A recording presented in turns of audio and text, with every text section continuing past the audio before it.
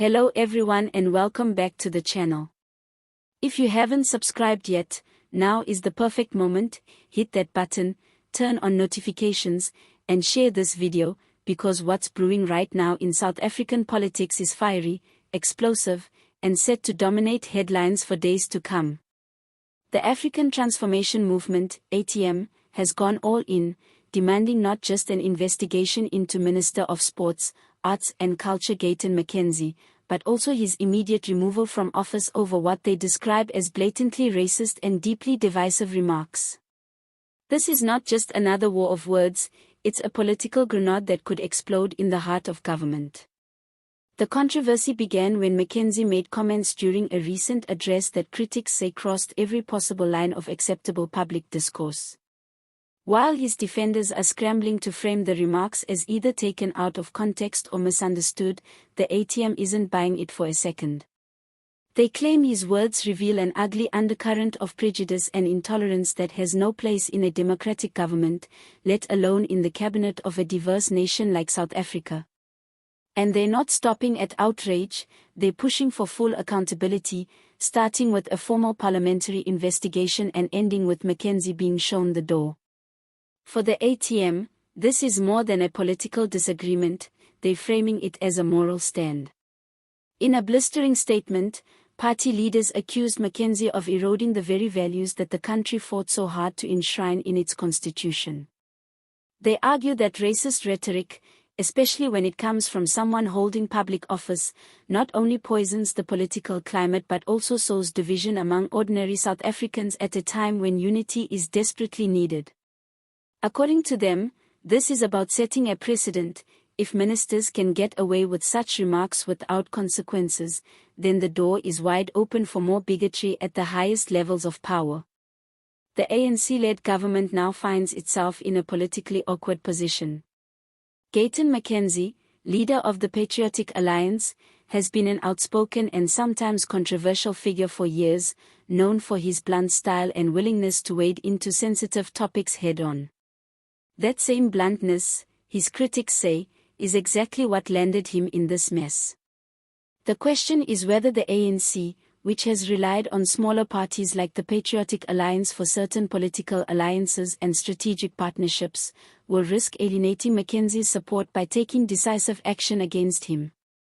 Inside Parliament, tensions are already running high. Opposition parties smell blood in the water, with some quietly backing the ATM's call while others are biding their time to see how the political winds shift. A parliamentary investigation into a sitting minister's conduct is no small matter. It opens the door to public hearings, witness testimonies, and a deep dive into not just the offending remarks, but also the broader conduct and track record of the minister in question. That's a level of scrutiny few politicians welcome, and one that could have long-term consequences for McKenzie's career. Public reaction has been swift and fierce. Social media is flooded with outrage, with hashtags calling for McKenzie's resignation trending within hours. Civil society groups have weighed in, saying the remarks undermine social cohesion and betray the principles of equality enshrined in the country's laws. Activists are warning that if government fails to act decisively, it risks sending a dangerous message that prejudice from those in power is tolerable. On the other hand, McKenzie supporters argue that the ATM is overreacting, accusing the party of weaponizing outrage for political gain. They claim his comments were either misinterpreted or part of a larger political strategy to challenge what he sees as flaws in the system. Internationally, the issue is starting to make ripples. South Africa's reputation as a post-apartheid democracy built on reconciliation and inclusivity is a cornerstone of its global image. Any perception that high-ranking officials can engage in racist rhetoric without consequences threatens that image. Diplomats and international observers are watching closely to see whether this becomes a test case for the country's commitment to its own anti-discrimination principles. For McKenzie, the stakes could not be higher. If the investigation goes forward, every word, every speech, and every public statement he's made could come under the microscope. Political analysts say that even if he survives the immediate calls for removal, the damage to his credibility and his ability to effectively lead his department could be lasting. This isn't just about whether he keeps his job, it's about whether he can continue to function as a public leader in a country where racial tensions, while not as overt as in the past, still run deep under the surface.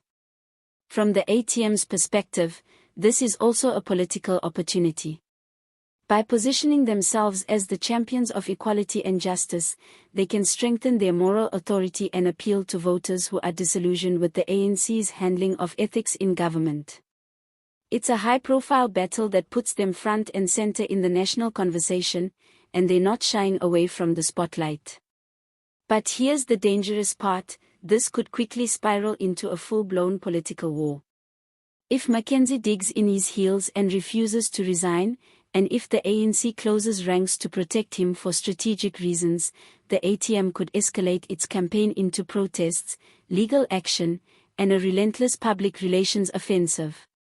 That, in turn, could force other opposition parties to take sides, polarizing parliament and grinding legislative progress to a halt. And with South Africa facing crises on multiple fronts, from the economy to energy to service delivery, the last thing the country needs is another all-consuming political battle. Still, there's a sense among many observers that this moment matters, that how government responds will send a signal about the kind of political culture South Africa is building. Will the leadership close ranks and treat racism allegations as just another political headache to manage? Or will it take a stand that reinforces the idea that no one, no matter their political alliances, is above the values of the Constitution? As the calls grow louder and the pressure mounts, one thing is certain: the days ahead will be decisive for Gayton McKenzie, for the ATM, and for the credibility of South Africa's political leadership. The outcome will not only determine the fate of one minister but will also reveal the true depth of the country's commitment to its founding principles. Whatever happens next, you can be sure this fight is far from over, and we'll be right here tracking every twist and turn.